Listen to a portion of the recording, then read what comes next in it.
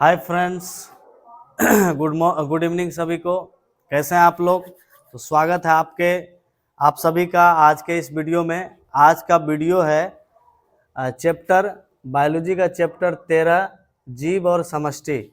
ठीक है, तो इस चैप्टर में जो भी VVI ऑब्जेक्टिव है उसको क्लियर करना है। ठीक है ना, जीव और समष्टियाँ, organisms and populations. Organisms and population मतलब ऑर्गेनिज्म का मतलब क्या हो गया? जीव। अब पॉपुलेशंस का मतलब हो गया समष्टि। पढ़ाए होंगे क्लास में व्यष्टि और समष्टि क्या होता है। ठीक है ना, पॉपुलेशन क्या होता है पढ़ाए होंगे जब क्लास टाइम में पढ़ा रहे होंगे 13वां चैप्टर। तो आज उसी चैप्टर का हम लोग मोस्ट VVI ऑब्जेक्टिव करने वाले हैं, तो इसको ध्यान से देखना है और समझते चलना है। चलिए, पहला क्वेश्चन यहाँ पर है कि जैव व्यवस्था में क्या है? जैव व्यवस्था में सबसे सुस्पष्ट इकाई को क्या कहते हैं? करें, जैव व्यवस्था में सबसे सुस्पष्ट इकाई को क्या कहते हैं?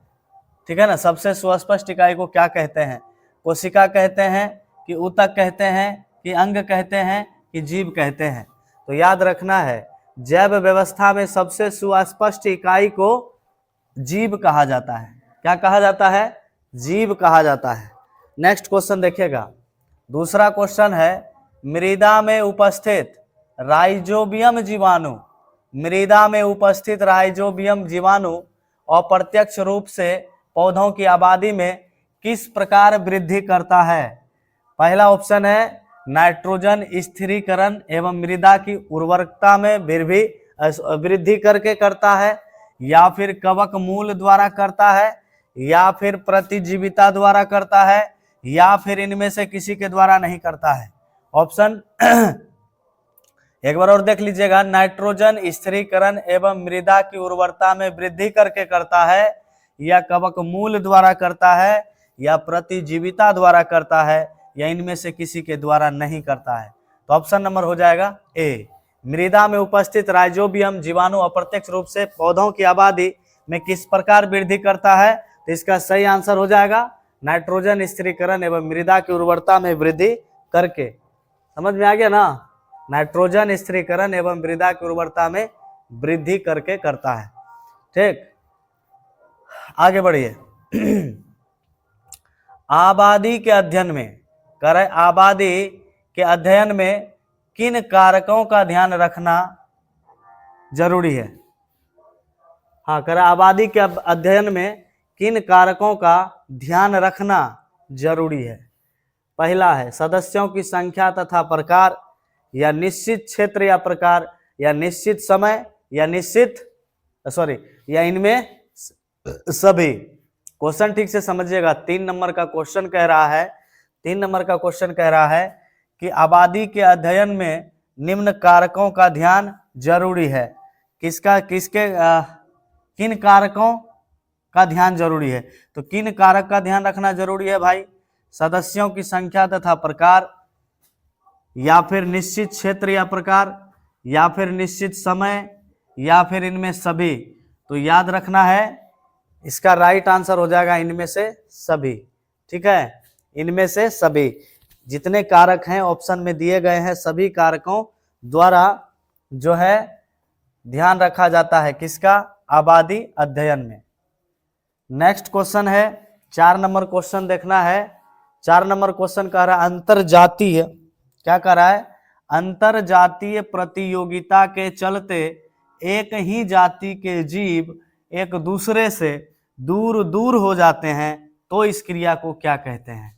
ऑप्शन क्वेश्चन ठीक से पढ़ना है। कर अंतरजातीय प्रतियोगिता के चलते एक ही जाति के जीव एक दूसरे से दूर दूर हो जाते हैं, इस क्रिया को क्या कहते हैं? ऑप्शन नंबर ए है पृथकीकरण कहते हैं, या फिर समूहीकरण कहते हैं, या फिर समरूप वितरण कहते हैं, या फिर एकत्रीकरण कहते हैं।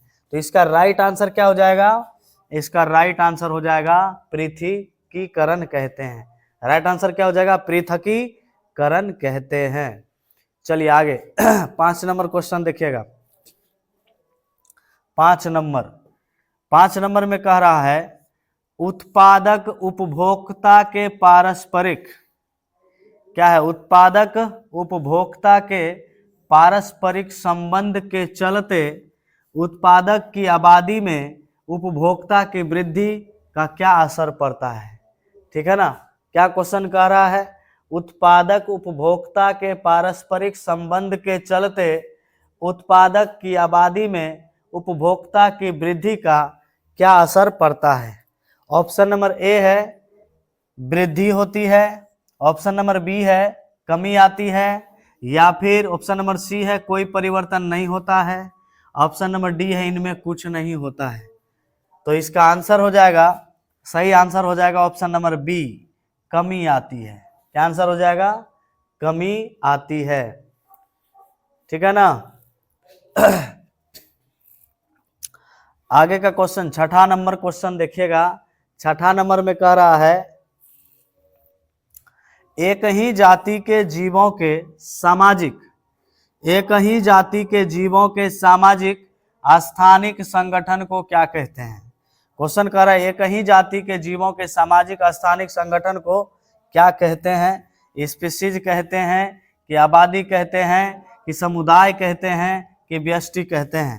तो इसका सही आंसर हो जाएगा, इसका सही आंसर हो जाएगा आबादी। क्या कहते हैं, कह रहा एक ही जाति के जीवों के सामाजिक, एक ही जात का जीव सामाजिक संगठन, ठीक है ना, सामाजिक एवं सामाजिक स्थानिक संगठन को क्या कहते हैं।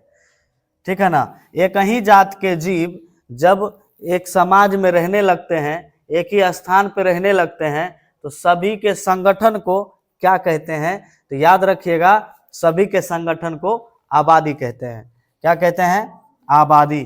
क्या याद रखना है, आबादी। माने एक ही जात के जीव एक ही समाज में एक ही स्थान पर रहे, उसके संगठन माने एक संगठन बना करके रहे, तब इसे क्या कहेंगे। तो याद रखिएगा इसे आबादी कहेंगे। क्या कहेंगे, आबादी। ना ही व्यष्टि कहेंगे, ना ही समुदाय, ना ही स्पीशीज, इसे क्या कहेंगे, आबादी कहेंगे। ठीक है, चलिए आगे का क्वेश्चन देखिएगा। सातवां नंबर क्वेश्चन कह रहा है कि किन कारणों से आबादी सदा परिवर्तनशील होती है। कह रहे कि आबादी तो अस्थायी नहीं होता है, आबादी में परिवर्तन होते रहता है। मान लीजिए 2024 में किसी गांव की आबादी 1 लाख है, ऐसा जरूरी नहीं है कि 2025 में भी 1 लाख ही होगा। ठीक है, या तो घट भी सकता है या तो बढ़ भी सकता है, लेकिन आज के डेट में घटता कम है, बढ़ता ज़्यादा है। समझ रहे हैं ना। आप जहाँ से वीडियो देख रहे हैं, आप जिस भी समाज से बिलोंग करते हैं, पता ही होगा जनसंख्या कितना बढ़ा चढ़ा के बढ़ाया जा रहा है, इतना एकदम पूरा जोर शोर से बढ़ रहा है। हर घर में जनसंख्या की बढ़ोतरी हो रही है। समझ गए। तो ऐसा तो नहीं है ये अस्थायी होने वाला काम है, ये तो हमेशा परिवर्तनशील होता है। तो कह रहा है कि ऐसा कौन सा कारण है जिससे आबादी सदा परिवर्तनशील होता है।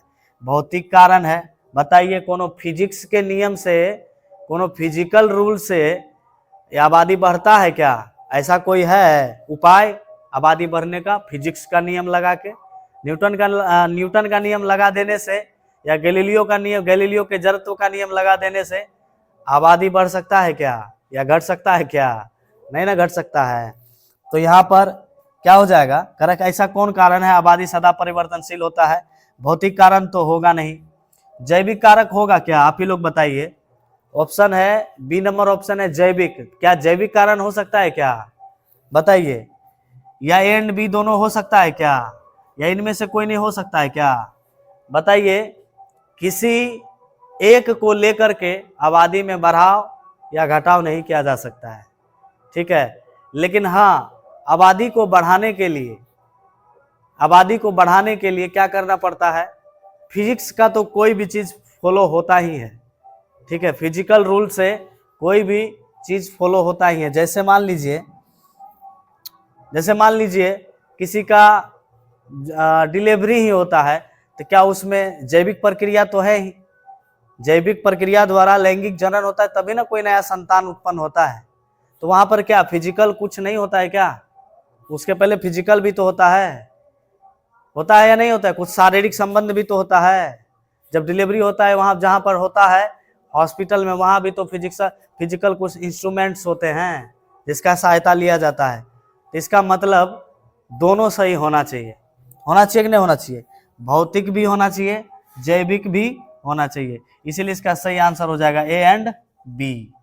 क्या हो जाएगा? A and B. लेकिन अकेले अगर भौतिक कहेगा तो ये नहीं होगा, समझ गए? और जैविक कहेगा तो अगर ऑप्शन में ओनली वन जैविक रहता तो सही हो जाता, लेकिन यहाँ दोनों है तो दोनों सही होगा। ठीक है ना? बढ़े आगे। चलिए 8 नंबर क्वेश्चन देखना है। 8 कर किसी आबादी का स्वरूप, किसी आबादी का स्वरूप निर्भर करता है। किसी आबादी का स्वरूप किस पर निर्भर करता है भाई? वितरण पर करता है कि घनत्व पर करता है, जातीय रचना पर, या इनमें से सभी पर? क्या हो जाएगा? किसी आबादी का स्वरूप निर्भर करता है वितरण पर, घनत्व पर, या जातीय रचना पर, इनमें सभी। तो इसका सही आंसर हो जाएगा इनमें सभी। क्या हो जाएगा? इनमें सभी। चलिए नेक्स्ट क्वेश्चन देखना है। नेक्स्ट क्वेश्चन 9 नंबर क्वेश्चन कह रहा है इनमें कौन रसायन आबादी के जीवों के बीच, इनमें कौन रसायन आबादी के जीवों के बीच संचार स्थापित करने में मदद करता है? क्वेश्चन है इनमें कौन रसायन आबादी के जीवों के बीच संचार स्थापित करने में मदद करता है? टाइलिन करता है कि एंजाइम करता है, या फेरोमोन करता है, या इनमें से कोई नहीं करता है? तो इसका राइट आंसर हो जाएगा फेरोमोन। क्या हो जाएगा? फेरोमोन। ठीक है ना? नेक्स्ट क्वेश्चन देखिएगा 10 नंबर। 10 नंबर क्वेश्चन कह रहा है इनमें कौन बहुरूपता को दर्शाता है? इनमें कौन बहुरूपता को दर्शाता है? ऑप्शन नंबर ए है स्पाइरोगायरा, बी नंबर है खजूर, सी नंबर है मधुमक्खी, और डी नंबर है पपीता। तो इसका सही आंसर हो जाएगा मधुमक्खी। क्या हो जाएगा? मधुमक्खी। इनमें कौन बहुरूपता को दर्शाता है? तो मधुमक्खी दर्शाता है। ठीक है ना? चलिए आगे का क्वेश्चन देखना है। 11 नंबर देखना है क्वेश्चन क्या है।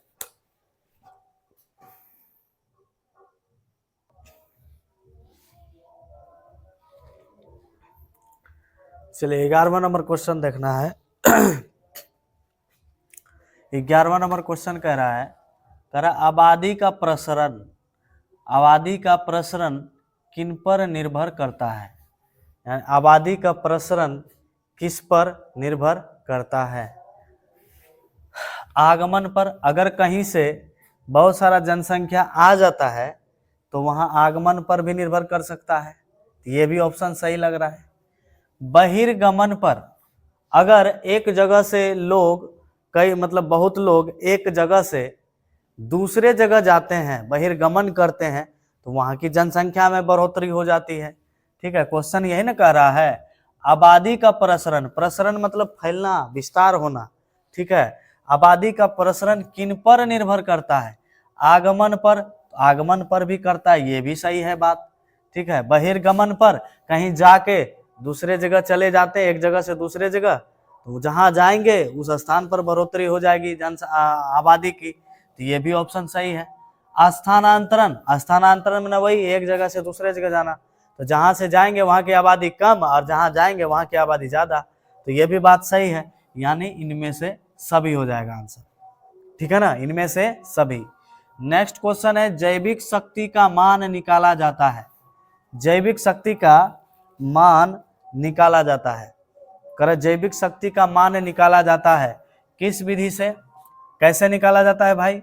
जन्म दर एवं मृत्यु दर घटाकर निकाला जाता है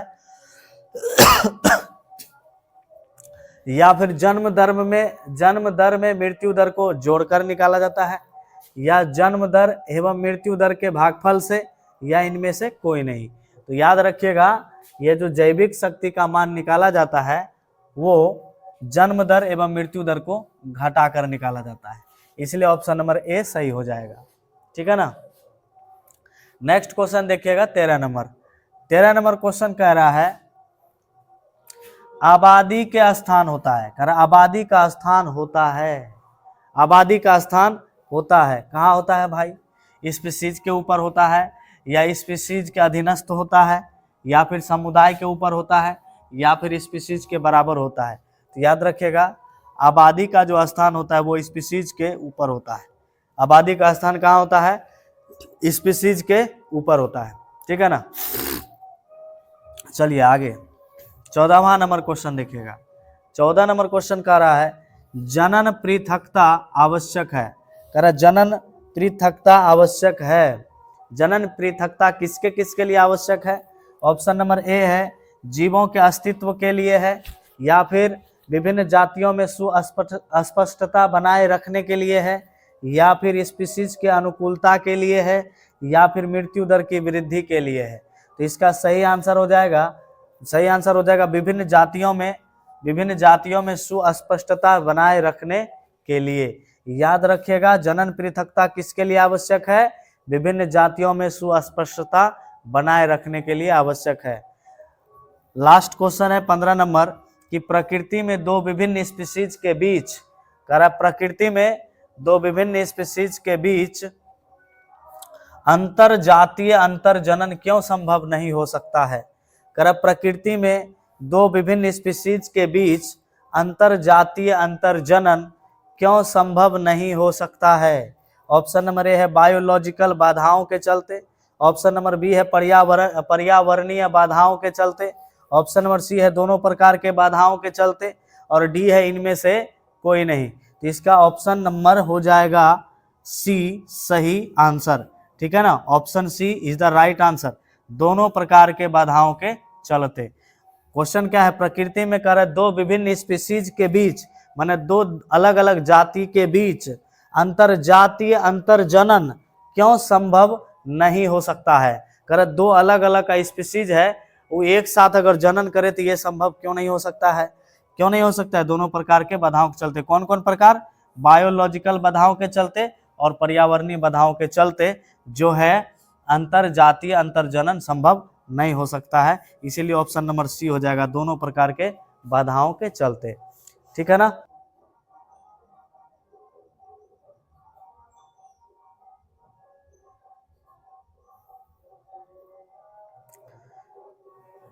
तो ठीक है, आज के इस वीडियो में हम मात्र 15 ही क्वेश्चन दिए, जो कि इस सब्जेक्ट से, इस चैप्टर से जो भी इम्पोर्टेंट हमको लगा सभी क्वेश्चन को दिए हैं। और आप लोग इसको दिल से याद करके जाइएगा, ठीक है। इग्नोर नहीं करना है, याद करके ही क्वेश्चन में जाना है, चाहे फंसे या ना फंसे, ठीक है।